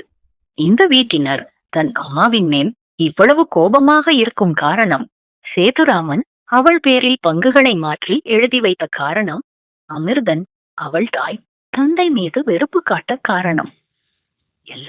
எல்லாமே அவள் போன பிறகு எனக்கு திருமணமே வேண்டாம் என்று இருக்கும் ஒருவர் கண்முன் நடமாடியபடி இருக்கும்போது அந்த விட்டு போன பெண்ணை மன்னிப்பது என்பது மிகவும் கடினமான ஒன்றில்லையா? அந்த வெறுப்புதான் இங்கே அவன் மேல் இத்தனை வருடங்களாக துவப்பட்டிருக்கிறது. அம்மாவை போல சேதுராமனும் அமிர்தனுக்கு ஃபேவரைத்தானே. தனது தொழில் குரு என்பான் சேதுராமனை. அவரை நோகடித்து விட்டு சென்றதால் தன் அன்னை மேல் மிகவும் கோபமோ இவனுக்கு? அடிபட்ட பறவையின் வேதனையை கண்ணில் காட்டி திரும்பி அமிர்தனை பார்த்தார். அந்த ஆல்பத்திலேயே உனக்கு பதில் இருக்கிறது என்றானே, அதில் நிறைய போட்டோவே அம்மாவுடன் சேதுராமன் கூட இருந்தாரே. சேதுராமனும் அம்மாவும் அமிர்தனை நடுவில் வைத்துக் கொண்டு நின்ற போட்டோ கூட இருந்ததே. இதைத்தான் எனக்கு காட்ட முயன்றானோ? கண்ணீர் வழியத் தொடங்கியது அவளுக்கு. இப்படி படக்கென்று சொன்னால் உனக்கு வேதனையாக இருக்கும் என்று நினைத்தோம். அதனால் மெதுவாக உன்னிடம் சொல்லலாம் என்று நினைத்தோம். அமிர்தன் சமாதானப்படுத்தும் நோக்கத்தில் அவள் தோள்களை தொடவர வேண்டாம் என்று மறுத்து ஒதுங்கி நின்றாள். தப்புதான் சித்தி, எங்க அம்மா செய்தது பெரிய தப்புதான். இதற்காக நான் உங்கள் எல்லோரிடமும் மன்னிப்பு கேட்டுக்கொள்கிறேன். கைகூப்பினாள் அமுதா. என்ன மன்னிக்கவா? உன்னையா? உன் அம்மா என் வாழ்க்கையையும் சேர்த்தல்லவா இதுவரை பாழாக்கிக் கொண்டிருக்கிறான் அவனை. அவள் மகளை நான் எப்படி மன்னிப்பேன்? உளராதே சௌந்தர்யா. உன் தலையெழுத்திற்கு அவள் என்ன செய்வான்? சிவராமன் கேட்டாள். அதை படிப்பா காரணம் இல்லாமல் போவான். அவள் வேலை செய்பவனோடு ஓடிப்போய்விட்டான் என்று 17 வயதில் உலகமே தெரியாமல் இருந்த என்னை சரியாக விசாரிக்காமல் ஒரு மாப்பிள்ளைக்கு திருமணம் முடித்து வைத்தீர்கள். இன்றைக்கு வரை அந்த ஆளோடு நானும் என் மகளும் போராடி களைத்துக் கொண்டிருக்கிறோம். உனக்கு புருஷன் சரியில்லை. நீயும் சந்தனாவும் எங்க பொறுப்புன்னு சொன்னீங்களேப்பா. இப்போ மாமாப்பாக்கு இந்த அமுதா பெயருக்கு வரவும் எங்கள மறந்துட்டீங்களே. சௌந்தர்யா வாழ துவங்கினாள். அதனால்தான் அத்தை சந்தனாவிற்கு நல்ல படிப்பு கொடுத்திருக்கிறோம். நம் கம்பெனியில் ஒரு பங்கு கொடுத்திருக்கிறோம். இன்னமும் நல்ல மாப்பிள்ளை பார்த்து திருமணமும் முடித்து வைக்கப் போகிறோம். அமிர்தன் பொறுமையாக விளக்கினான். நல்ல மாப்பிள்ளையா? அது யாரப்பா? அந்த ஷியாம் தானே? ஊ, உங்களுக்கு தெரியுமா அத்த? ஒரு ரகசியமாக வைத்திருந்து உன் கல்யாணம் போல் திருட்டுத்தனமாக நடத்தலாம் என்று நினைத்தாயோ? சந்தனா என்னிடம் எல்லாவற்றையும் சொல்லிவிட்டான். முட்டாள் பெண். அதற்குள் இதனை அத்தையிடம் ஏன் சொன்னாள்? மனதிற்குள் சந்தனாவை திட்டினான் அமிர்தன். ஏன், ஷியாமிற்கு என்ன குறை சௌந்தர்யா? சிவராமன் கேட்டார். என்ன நிறை இருக்கிறது அப்பா? எனக்கு யாரோ ஊர் பேர் தெரியாதவனை மனம் முடித்து வைத்தீர்களே, அதற்கும் இதற்கும் என்ன வித்தியாசம் இருக்கிறது? அந்த ஷியாமிடம் என்ன இருக்கிறது? என் மாப்பிள்ளை என்று சொல்லிக் கொள்ள உங்களிடம் எத்தனை வருடங்களாக கேட்டுக்கொண்டிருந்தேன். அமிர்தனுக்கும் சந்தனாவிற்கும் திருமணம் முடிந்து வையுங்கள் என்று காது கொடுத்து கேட்டீர்களா? இப்போது இந்த கழுதையை எங்கிருந்தோ அழைத்து வந்து அமிர்தனுடன் சேர்த்து வைத்திருக்கிறீர்களே, எந்த ஊர் நியாயமா இது? மனம் முடிப்பவர்களுக்கு ஒருவரையொருவர் பிடிக்க வேண்டாமா? அமிர்தனுக்கும் சந்தனாவிற்கும் அப்படி எண்ணம் இல்லை எனும் ஜாக்கா. போதும்பா, சும்மா எதையாவது கூறாதீர்கள். இதோ இவளை மட்டும் அமிர்தனுக்கு பிடித்ததா என்ன? இல்ல, இவளுக்குத்தான் அமிர்தனை பிடித்து மனம் முடித்தாளா? ஏய், நீயே சொல்லுடி. அன்னைக்கு எங்க அம்மா பிணத்தருகே உட்கார்ந்து எனக்கு அமிர்தனை பிடிக்கல, நினைச்சாலே அருவெறுப்பாக இருக்குதுன்னு நீ அளவில்லை. அனைவரும் அதிர்ச்சியோடு அமுதாவை பார்க்க அவள் மௌனமாக தலை குனிந்திருந்தாள். இப்போது உங்களுக்கு என்ன வேண்டும் சித்தி? அமுதா, என்ன உளறுகிறாய்? சிவராமன் அதட்டினார். சித்தி சொல்வதெல்லாம் உண்மைதான் தாத்தா. நீங்கள் சொல்லுங்கள் சித்தி, இப்போது நான் என்ன செய்ய வேண்டும்? அமிர்தனுக்கும் சந்தனாவிற்கும் திருமணம் நடக்க வேண்டும். அந்த ஷியாமை விரட்ட வேண்டும். உன் பங்குகளை சந்தனா பெயருக்கு மாற்றி கொடுத்துவிட்டு நீ இந்த வீட்டை விட்டு போக வேண்டும். சௌந்தர்யா அடக்கினாள். கூறினான். நீங்கள் கூறுவதே ஒன்று கூட நடக்காது அத்தை. அமிர்தன், ஏன் நடக்காயோ? நிச்சயம் நடக்கும், பதிலளித்தவள் அமுதா. உளராதே முட்டாள். அத்தை, நான் அமுதாவை விரும்புகிறேன்.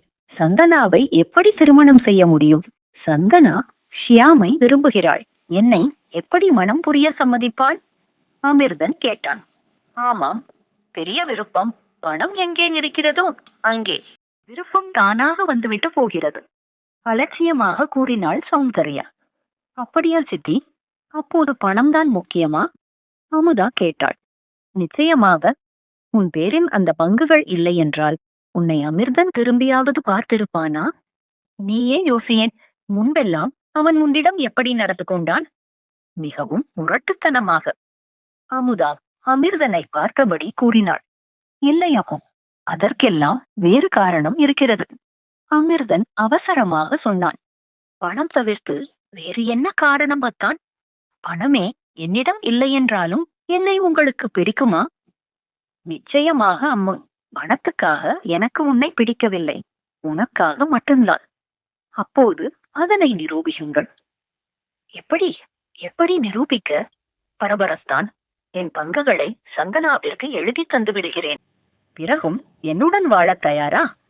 அமிர்தனை பார்த்தபடி அமுதா கேங்க.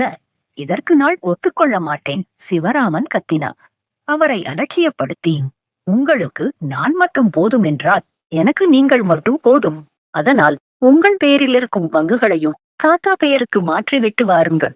நாம் தம் வாழ்க்கையை தொடங்குவோம். தயக்கம் சிறிதுமின்றி இதனை அமுதா கூற சிவராமன் அதிர்ச்சியடைய, சௌந்தர்யா குழம்ப, அமிர்தன் யோசனையாக நின்றார். இது யாருக்கான பரீட்சை அமுதா? அமிர்தன், உங்களுக்கு, எனக்கு, நம் எல்லோருக்கும் தான். அத்தான், இங்கே சுற்றி சுற்றி பணம் பணம் என்ற பேச்சை கேட்டு கேட்டு என் மண்டையே குழம்பி பைத்திய பிடிப்பது போல் இருக்கிறது. இந்த தொல்லையெல்லாம் எனக்கு வேண்டாம். நான் எல்லாவற்றையும் உதறிவிட்டு வெளியேறப் போகிறேன். உண்மையிலேயே என் மீது அன்பிருந்தால் நீங்களும் என் பின்னால் வாருங்கள். அமிர்தனும் அமுதாவும் கைகளை கோர்த்தபடி வெளியேற அவர்கள் முன்வந்து நின்றான் ஷியாம். ஷியாமின் கண்கள் கலங்கி இருந்தன. நான் புரிந்து கொண்டேன் அமுதா. உண்மையான அன்பின் முன்னால் சொத்து, பணம், சுய கௌரவம் எல்லாமே மண்டியிடத்தான் வேண்டும் என புரிந்து கொண்டேன். நிச்சயம் சந்தனா மேல் நான் வைத்திருப்பது உண்மையான அன்பு. அதனால் தன்மானம், சுய கௌரவம் என்ற பிதற்றலை எல்லாம் விட்டுவிட்டு, அமிர்தன் அண்ணா, எனக்கு வைத்துக் கொடுக்கும் தொழிலை நன்கு நடத்தப் போகிறேன். சந்தனாவை திருமணம் செய்து கொள்ளப் போகிறேன். அண்ணா, நான் அமுதாவிடம் பந்தயம் கட்டினேன். தன்மானம், சுய கௌரவம் இதையெல்லாம் விட்டுவிட்டு எந்த ஆணும் ஒரு பெண்ணின் பின்னால் காதலை காரணம் காட்டி வரமாட்டான் என்றேன். ஆனால் அதை பொய் என்று உங்களை வைத்தே அமுதா நிரூபித்து விட்டாய். இவ்வளவு சொத்து, கௌரவம் எல்லாவற்றையும் விட்டு நீங்கள் அமுதா பின்னால் போகத் துணிந்தீர்களே, உங்களுடையது போலவே எனது காதலும் உண்மையானதுதான் அண்ணா. அத்தை, அமிர்தன் அண்ணாவும் அமுதாவும் பங்குகளை எழுதி கொடுத்தால் மட்டும் நானும் சந்தனாவும் அதை வாங்கி விடுவோமா? இவை உங்களுக்குத்தான் தேவை. எல்லா பங்குகளையும் நீங்களே வாங்கிக் கொள்ளுங்கள். நாங்கள் எல்லோரும் போகிறோம். ஆனால் எங்கள் திருமணத்தை உங்களால் தடுக்க முடியாது. வா சந்தனா என அவர் கைகளை நீட்ட, சற்றும் தயக்கமின்றி சந்தனா அவன் கைகளை கோர்த்து கொண்டாள். இவ்வளவு பிரச்சனை நடந்ததால் வீட்டிலிருந்த உறவினர்கள் அனைவரும் அங்கே கூடிவிட்டிருந்தனர். சந்தனாவின் கையை பிடித்தபடி ஷியாம் வெளியேற, நாளை நல்ல நாள்தான் சௌந்தர்யா. நாளையே எல்லா பங்குகளையும் உன் பேரில் மாற்றி விடுகிறேன். என் பங்குகளையும் சேர்த்து என்றபடி சிவராமன் எழ, தன்னை திரும்பியே பார்க்காமல் போன மகளையும் பார்க்கவே பிடிக்காமல் திரும்பி நின்ற அம்பாவையும் பார்த்து தன் முட்டாள்தனம் புரிந்து அப்பா என சுதறியபடி அவர் கால்களில் விழுந்தாள் சௌந்தர்யா. வேண்டாம்பா, எனக்கு இந்த பணம், சொத்து எதுவும் வேண்டாம். எனக்கு நீங்கள் எல்லோரும் தான் வேண்டும். சொந்தங்கள் வேண்டும். என்னை மன்னித்து விடுங்கள். அவளை எழுப்பி கண்களை துடைத்து அணைத்துக் கொண்டார் சிவராமன். சொந்தங்கள் தரும் பாதுகாப்பை விட பணம் பாதுகாப்பை தந்துவிடாது சௌந்தர்யா. இதனை நீ புரிந்து கொண்டால் போதும். புரிந்து கொண்டேன் அப்பா. அடுத்த முகூர்த்தத்திலேயே ஷியாம் சந்தனா திருமணத்தை முடித்து விடலாம். ரூமிற்கு வெளியே நின்றிருந்த ஜோடிகள் உள்ளே வந்தனர். அட, என்ன அருமையான குடும்பம். எல்லோரும் இருங்க, சுத்தி போடுறேன். உப்பும் வந்தலும் எடுத்தபடி வந்தாள் சொர்ணா. அமிர்தன் நகர்ந்து அமுதாவி தோள்களை அணைத்தபடி நிற்க, சரிப்பா, உன் பொண்டாட்டியை நாங்க யாரும் கூட்டிட்டு போயிட மாட்டோம் என கேலி செய்தபடி சொர்ணா திருஷ்டி கழிக்க துவங்கினாள். லட்டு மாதிரி கையில் கிடைத்த பங்குகளை ஈஸியாக தூக்கி கொடுக்கிறானே, இவனையெல்லாம் நம்பி கல்யாணம் பண்ண முடியுமா? எங்க அப்பா சொல்கிற மாப்பிள்ளைக்கு சரி சொல்லிட போறேன். பெரிய எஸ்டேட் ஓனராம் வர்ஷா மைதிலியிடம் கிசுகிசுத்தாள். அது சரி, புளிக்கிற திராட்சை நமக்கு எது கூடி, மழை நிக்கிற மாதிரி இருக்கு. வா, நாம் நம்ம வீட்டை பார்த்து போவோம் என்றாள் மைதிலி. மெல்ல மெல்ல தனது வேகத்தை குறைத்துக் கொண்டிருந்த மழையுடன், போதும் நின்றுவிடு, என் பெற்றோர் மறைவிற்கு பின் இன்றுதான் என் வாழ்க்கை மலர்ந்துள்ளது. இப்போதேனும் உன் கொடூரத்தை நிறுத்திக்கொள் என மனதோடு பேசிக் கொண்டிருந்தாள் அமுதா. ஏ அமுதா, இங்கே என்ன பண்ற? சந்தனா அவள் பின்னால் வந்து நின்றாள். இதோ இந்த மழையிடம் நிற்க சொல்லி கேட்டுக் கொண்டிருக்கிறேன் சந்தனா. இப்போது இதை பார்த்தால் எனக்கு என்ன தோன்றுகிறது தெரியுமா என கவிதை சொன்னாள். ஆஹா, கவிதை கவிதை பார்த்தான், பார்த்துக்கோங்க உங்க அம்மு எப்படி கவிதை மழை பொழிகிறாள் என்று என்ற சந்தனாவின் சூழலில் அஸ்தானா என திரும்பி பார்க்க, இடுப்பில் கைகளை தாங்கி தின்றபடி அவளை பார்த்து கொண்டிருந்தான் அமிர்தன். தெரிக்கும் சாரல் குளிர் மறைந்து வெண்மை பரவியது சமுதாவினும்.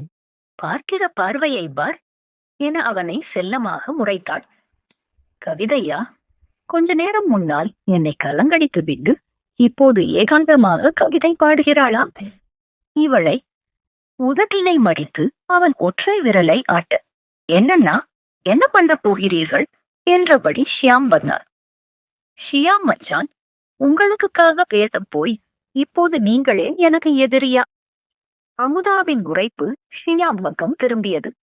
சே, எதிரியா? நான் உன் நண்பேன்மா. சும்மா என் அண்ணனுக்கு 1-2 பாயிண்ட் எடுத்து கொடுக்கலாம்னு வந்தேன். ஏன் அண்ணா அப்படி திடீரென்று வீட்டை விட்டு போவதாக அமுதா சொன்னாள். கேட்டீர்களா? அப்பாவியாக முகத்தை வைத்துக் கொண்டு தூண்டிவிட்டான் ஷியாம். அப்படி போயிடுவியா நீ என உலுக்கினான். இந்த உலுக்கல் இப்போது போய்விடுவதாக சொன்னதற்கு இல்லை, அப்போது வீட்டை விட்டு போனதற்கு என உணர்ந்தாள் அமுதா. ஆகா, வலிக்குது அத்தான், இருங்கள் என்றவள். சந்தனா, மச்சான் தன்மானம், சுய கௌரவம் என ஏதேதோ சொன்னாரே, அது விவரம் கேட்டாய என அவளை தூண்டினாள். இப்போது முறைப்பது சந்தனாவின் முறையாயிற்று. யோ மச்சான், என்னையா இது? ஏதேதே சொன்னாயாமே என அவள் ஷியாமியின் சட்டையை பிடித்து இழுத்து உழுக்க, அவன், சந்து ப்ளீஸ், நாம் இப்போது தனியாக இல்லை, கொஞ்சம் மரியாதையாக பேசினால் நன்றாக இருக்கும். ஷியாம் குரலை குறைக்கு குழைய, உனக்கென்னையா மரியாதை என மேலும் எகிர ஆரம்பித்தவளின் வாயை கொத்தி ஜாடை காட்டினான் ஷியாம். அங்கே பின்னலை இழுத்து பிடித்தபடி இருந்த அமிர்தனும் அவனை தடுக்க முயற்சித்த அமுதாவும் ஒருவரையொருவர் பார்த்தபடி அப்படியே சிலையாய் நின்றிருந்தனர். சத்தமில்லாமல் அவர்கள் இருவரின் அருகில் சென்றவர்கள் ஆ என ஒன்று போல் கத்த, திடுக்கிட்டு திரும்பிய அமுதாவும் அமிர்தனும் தாங்களும் அலறி மீண்டும் ஒருவரையொருவர் அணைத்துக் கொண்டனர்.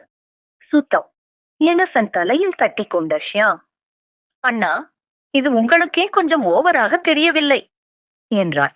ஏ, நாங்க புருஷன் கொண்டாட்டிடா, உங்களை யார் இங்கே இருக்க சொன்னது? முதலில் இடத்தை காலி பண்ணுங்க என்றவன் சந்தனாவின் கைகளோடு தன் கைகளை கோர்க்க முயன்ற ஷியாமின் கைகளை தட்டிவிட்டான். ஏ, தனியாக தள்ளி போடா. சந்தனா, நீ உன் அம்மாவிடம் போ என்றான். ஷியாம் நொந்து போய் சந்தனாவை பார்வையால் விழுங்கியபடி நடந்தான். இந்த இடைவெளியில் அமிர்தனிடமிருந்து நழுவிய அமுதா வேகமாக அறைக்குள் நுழைந்து கொண்டாள். மீண்டும் ஒரு முறை சந்தனாவையும் ஷியாமையும், ஏ, ஒழுங்காக அவரவர் அறைகளில் படுத்து தூங்குங்க என எச்சரித்து அனுப்பிவிட்டு அமுதாவின் பின்னாலேயே அறையினுள் நுழைந்த அமிர்தன் கதவை சாத்தி தாளிட்ட கையோடு உள்ளே நகர முயன்ற அமுதாவை இழுத்து இறுக்கமாக அணைத்தான். இன்னமும் கொஞ்சம் விழுந்து கொண்டிருந்த மழை அனுப்பிய குளிர்காற்று அவர்கள் இருவருக்கிடையே நுழைய சிறிதும் இடம் கிடைக்காது. தோற்று அவர்களை சுற்றி படர்ந்தது. அது தந்த கூதலில் உடல் சிலிர்த்து கணவனும் மனைவியும் மேலும் பிணைந்து கொண்டனர். ரொம்ப குளிருது இல்ல? கேட்டபடி முரட்டுத்தனமாக அமுதாவை இறுக்கி தழுவினான் அமிர்தன். வழக்கமாக அவனது முரட்டுத்தனத்தை வெறுக்கும் அமுதாவினால் இந்த வேகத்தை வெறுக்க முடியவில்லை. எனக்கு ஒன்னும் குளிரலை, என்ன விடுங்க, எனக்கு கேட்க நிறைய கேள்வி இருக்கிறது. ஊடலாய் சிணுங்கினாள். கேளு கண்ணம்மா, உன் கேள்விகளை எல்லாம் ஒவ்வொன்றாக கேளு. ஆனால் இப்போது இல்லை, நாளை காலை, அதன் பிறகு காலம் முழுவதும் கேட்டுக்கொண்டே இரு, நான் பதில் சொல்லிக் கொண்டே இருக்கிறேன். இப்போது வேறு முக்கியமான வேலை இருக்கிறது செல்லம் என்றபடி அவள் இதழ்களை தன் இதழ்களால் மூடினான். சிறு மூச்சு வாங்கலுடன் தன்னை விடுவித்துக் கொண்டவள், அப்பா, என்ன முரட்டுத்தனம்? செல்ல கோபத்துடன் அவனை தள்ளினாள். தள்ளிய வேகத்தில் மீண்டும் அவளை அணுகியவனின் கையில் சிக்காமல் நகர்ந்தபடி, சிறு பெண்ணென்று கூட நினைக்காமல் அப்போதெல்லாம் என்னை காயப்படுத்திக் கொண்டே இருந்தீர்களே, ஏன் அத்தான்?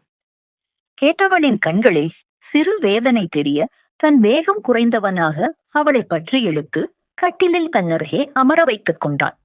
அது எனக்கே தெரியவில்லை அம்மு. ஒருவேளை கலையத்தை, உன் அம்மா மேலிருந்த வெறுப்பை உள் மீது காட்டினேனோ, இல்லை என்னை அறியாமல் உன்னை விரும்பி விடுவேனோ என்ற பயம் காரணமோ? அம்மா மீது அந்த அளவு என்ன வெறுப்பு? அத்தான் என்னை விரும்பிவிடக் கூடாது என்பதில் ஏன் அவ்வளவு கவனம்? உன் அம்மாவும் நானும் நல்ல ஃப்ரெண்ட்ஸ் தெரியுமா? அவர்களுக்கு நான் தான் விளையாட்டு தோழன். வெளியே எங்கே போனாலும் என்னை அழைத்துக் கொண்டுதான் போவார்கள்.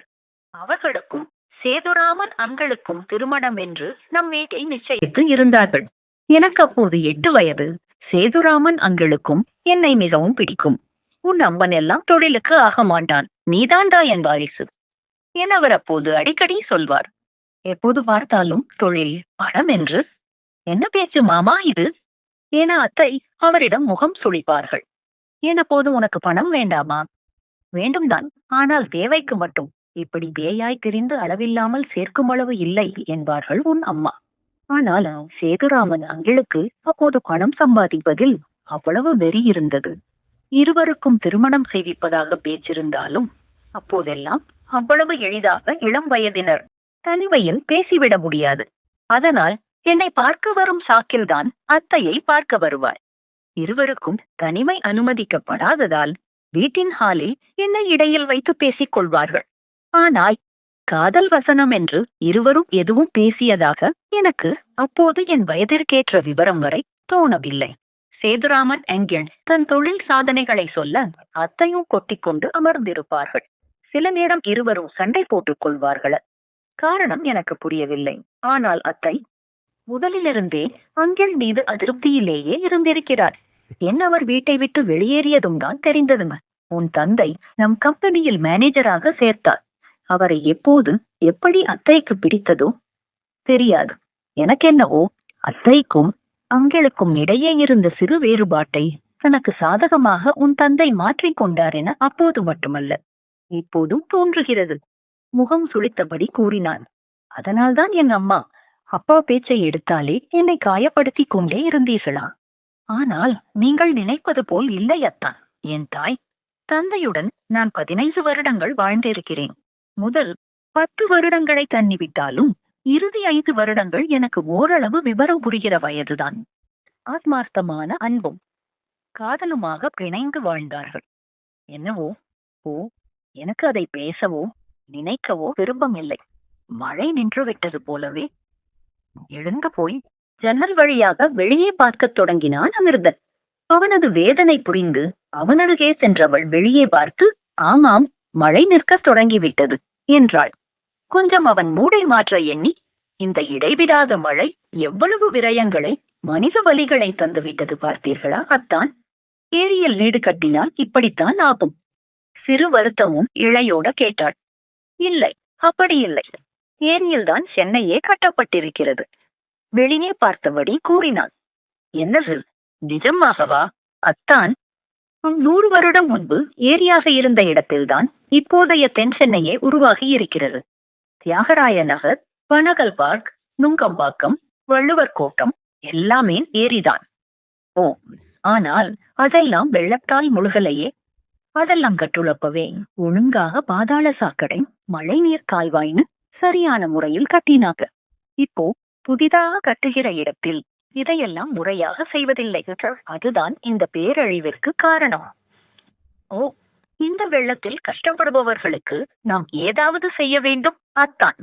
மெல்ல அவன் தோள்களில் தன் முகத்தை வைத்தவள் பின்னிருந்து அவனை அணைத்துக் கொண்டாள். நிச்சயமாக நமது கம்பெனி சார்பாக 1-2 ஏரியாவை தத்தெடுத்துக் கொண்டு சரி செய்யலாம் என்றிருக்கிறேன். நாளையே அந்த ஏற்பாடுகளை நாம் இருவரும் சேர்ந்தே செய்யலாம். அத்தான், எங்க அம்மா அப்பா பற்றி நான் சொல்வது நிஜம்தான் அத்தான். அவர்களுடையது உண்மையான காதல்தான், நம்முடையது போல என்றாள். அமுதாவின் அணைப்பிற்கு பதில் கொடுக்கவில்லை அவன். சல்லல் கம்பிகளை இறுக பற்றியிருந்தான். அன்று என்ன நடந்தது தெரியுமா? உன் அம்மா வீட்டை விட்டு போவதற்கு சந்தேகம் வராமல் இருக்க என்னை கருவியாக உபயோகித்துக் கொண்டார்கள். என்னத்தான் சொல்கிறீர்கள்? அமுதா அதிர்ச்சியாக கேட்டாள். ஆமா, தனியாக வெளியே எங்கும் செல்ல வீட்டு பெண்களுக்கு அனுமதி இல்லாததால் கோவிலுக்கு போவதாக கூறி என்னையும் அழைத்துக் கொண்டு போய் அங்கே அந்த ஆள், அதுதான் உன் அப்பாவுடன் கிளம்பி போய்விட்டார்கள். எனக்கு வேறு வழி தெரியவில்லையடா. அத்தையை மன்னித்து விடு. நீ இங்கேயே இரு. நம் வீட்டு ஆட்கள் எப்படியும் வந்து உன்னை அழைத்துக் கொள்வார்கள் என கூறிவிட்டு ஊரை விட்டு தள்ளியிருந்த அந்த கோவிலில் என்னை தனியாக விட்டுவிட்டு போய்விட்டார்கள். நான் காலை 8 மணியிலிருந்து மாலை 6 மணி வரை சாப்பாடு, ஏன் தண்ணீர் கூட இல்லாமல் பேந்த பேந்த விழித்தபடி அந்த கோவிலில் அமர்ந்திருந்தேன். எந்த கோவில் என்று தெரியாமல் ஒவ்வொரு கோவிலாக தேடி நான் இருக்கும் இடத்திற்கு தாத்தாவும் அப்பாவும் வரும்போது நான் பாதி மயங்கிய நிலையில் இருந்தேன்.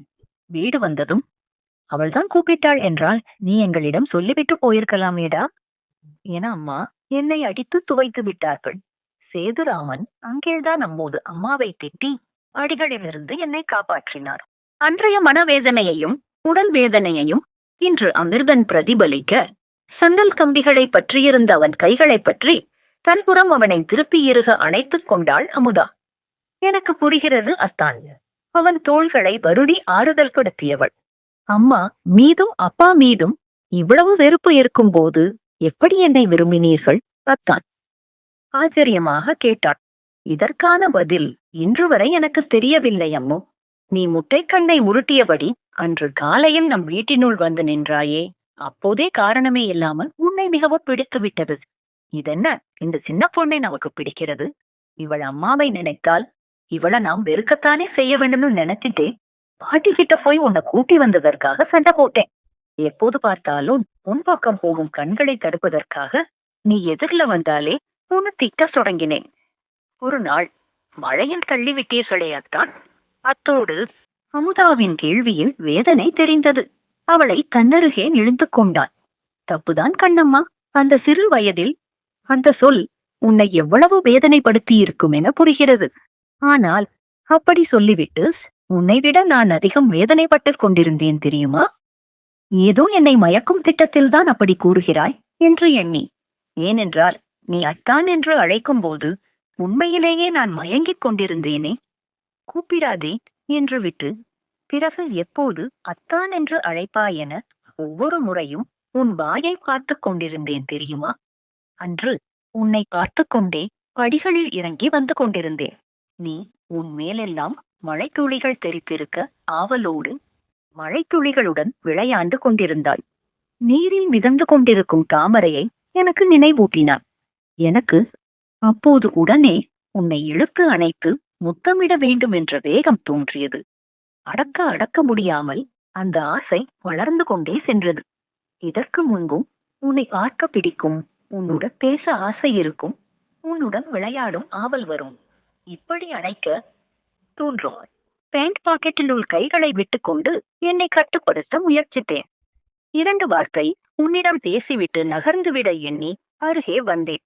அப்போது நீங்களும் விளையாட வருகிறீர்களா வந்தான் என்று குழந்தைத்தனமாக நீ அழைத்தாய். அப்போதுதான் நம் இருவருக்கும் இடையே இருந்த வயது வித்தியாசம் எனக்கு உரைத்தது. 9 வருடங்கள். நான் அப்போது முழு வளர்ச்சியடைந்த ஒரு ஆண். நீ பள்ளி இறுதியில் இருக்கும் குழந்தைமை மாறாத சிறு பெண். உன்மேல் இதுபோல் ஒரு எண்ணம் வரலாமா என என்னை நானே நொந்தபடி இருக்கும்போது நீ உன் அம்மா அப்பா என ஏதோ பேச ஆரம்பித்தாய்.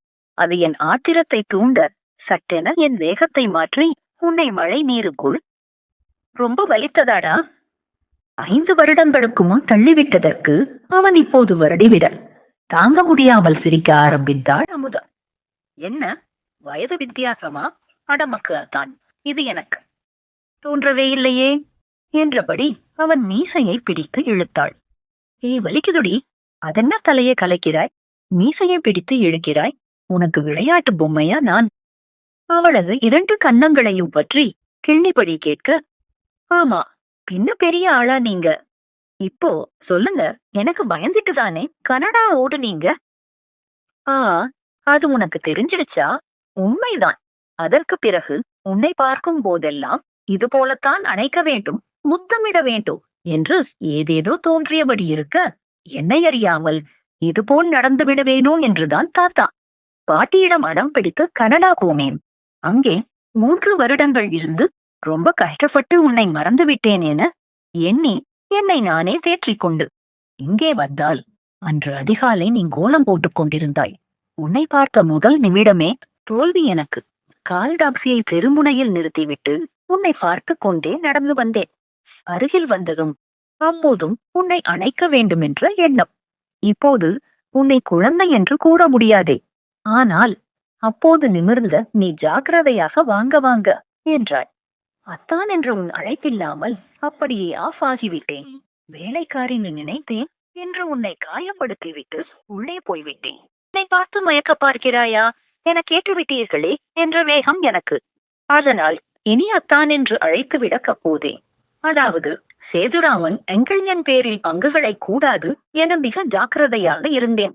ஆனால் நம் திருமணத்தை எழுதி வைக்கும் முன்பே நீங்கள் செய்திருக்கலாமே அத்தான்.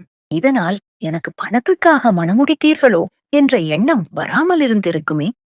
செய்திருக்கலாம். ஆனால் அதனை உடனே செய்வதில் நான் குழம்பியபடி இருந்தேன். முதல் குழப்பம் நமது வயது வித்தியாசம். 2வது சௌந்தர்யா அத்தை. வெகு நாட்களாக எனக்கும் சந்தனாவிற்கும் திருமணம் முடிக்க வேண்டும் என்று லச்சரித்து சந்தனாமேல் எனக்கு அப்படி கொண்டிருந்தார்கள். எண்ணமில்லை என்றால் அவர்கள் நம்புவதாக இல்லை. அவர்களை காரணம் காட்டித்தான் நான் வித்தியாசத்தை தள்ளி போட்டுக் கொண்டிருந்தேன். சந்தனா, உன்னை விட ஒரு வயது இளையவள் ஆயிற்று. இப்போது உன்னை திருமணம் முடிக்க வயது விரும்புவதாக எப்படி கூறுவது? மகளுக்கு சரியில்லாத திருமண வாழ்க்கையை ஏற்படுத்தி மழைத்துளிகளுடன் விளையாண்டு கொண்டிருந்தாள். நீரில் மிதந்து கொண்டிருக்கும் தாமரையை எனக்கு நினைவூட்டினாய். எனக்கு அப்போது உடனே உன்னை இழுத்து அணைத்து முத்தமிட வேண்டும் என்ற வேகம் தோன்றியது. அடக்க அடக்க முடியாமல் அந்த ஆசை வளர்ந்து கொண்டே சென்றது. இதற்கு முன்பும் உன்னை பார்க்க பிடிக்கும், உன்னுடன் பேச ஆசை இருக்கும், உன்னுடன் விளையாடும் ஆவல் வரும்.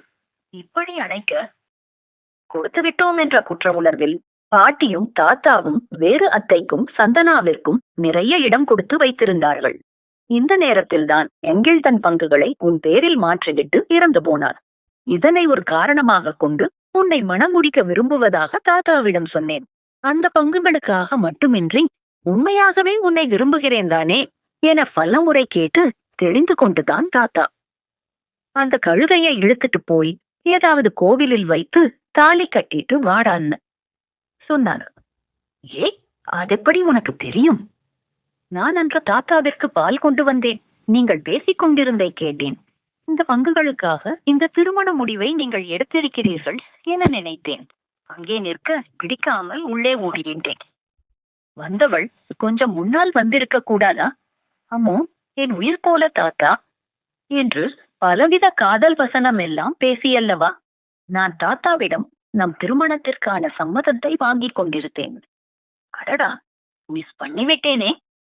கலகலவென சிரித்த அமுதாவின் இதழ்களை விரல்களால் வருடியபடி சௌந்தர்யா அத்தைக்கு பயந்து நம் திருமணத்தை அவர்கள் ஊருக்கு போயிருந்த நேரம் அவசர அவசரமாக நடத்த வேண்டியதாகிவிட்டது. உனக்கு என் மேல் சிறு அதிருப்தி வேண்டுமானால் இருக்கும், வெறுப்பு இருக்காது. நம் திருமணம் முடிந்ததும் உன்னிடம் எல்லாவற்றையும் தெளிவாக பேசிவிடலாம் என்று நினைத்தேன். ஆனால் நீ வீட்டை விட்டு போய்விட்டாள். ஏனம்மா? இரண்டாம் மயக்க பார்க்கிறாயா என கேட்கிறீர்கள். எப்போது பார்த்தாலும் என மீது எரிந்து விழுகிறீர்கள். இப்போது திடீரென்று தாலி கட்டினால் என்ன நினைப்பது?